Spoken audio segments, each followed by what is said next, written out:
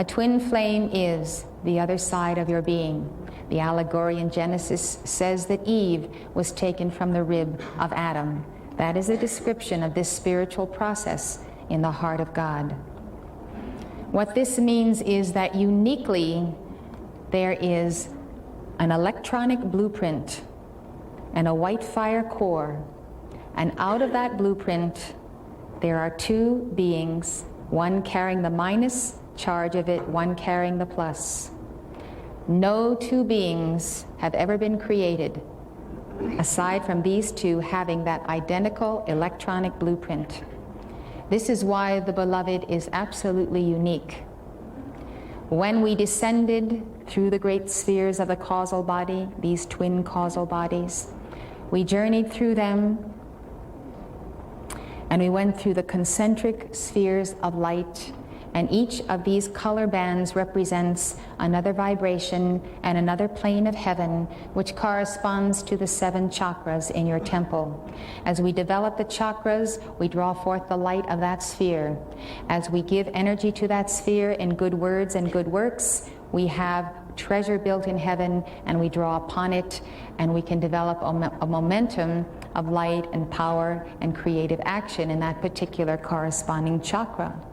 You and your twin flame journeying through those spheres in the beginning actually made a free will decision as to which one of those 7 spheres you would amplify, serve upon, accelerate in, and therefore when you went out into the matter universe, give that as a gift on the altar of the evolutions that you would be serving.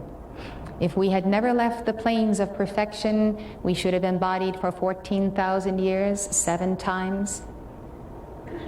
One body for each 2,000 year cycle.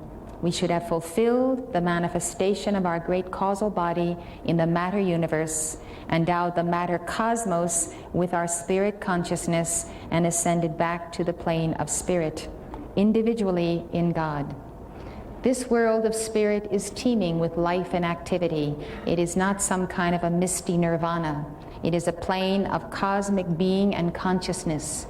Twin flames are destined, once they complete their evolution, to hold the flame of the Father, Mother, God for systems of worlds, for planetary homes, for stars and cycles. In fact, all that we see of the matter cosmos that is in manifestation is endowed and sponsored by twin flames who have gone before us, who long ago reached the attainment of full God realization, have built upon it, some who never went out and descended into the knowledge of good and evil in a relative sense. So those of you who are here are seekers, and many of you have found a great deal. I think there's one thing we share in common. We are awake, as Gautama Buddha answered when someone said to him, "Who are you?" He said, "I am awake."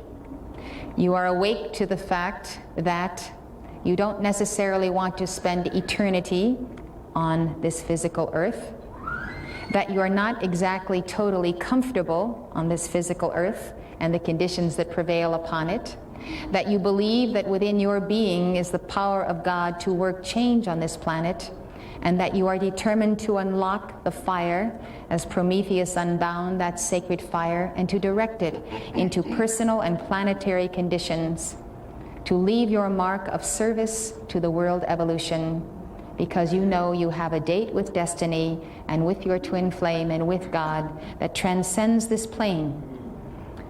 So far, nobody gets off of this planet alive. But there is a path of the ascension whereby when we do lay down our physical bodies, we reunite with that white fire core of being, and there is an acceleration of the light because we have called it forth and because we have served and balanced our karma. The end of Pisces and the beginning of Aquarius is a time of ultimate spiritual freedom, when the octaves of light are opened, the retreats of the Great White Brotherhood are opened, of the Lords of the Seven Rays. This is a time when we can fulfill our reason for being on the path of the ascension. These are the teachings that the Ascended Masters bring, which I have written down. They are the lost teachings of Jesus and the prophecy of Saint Germain.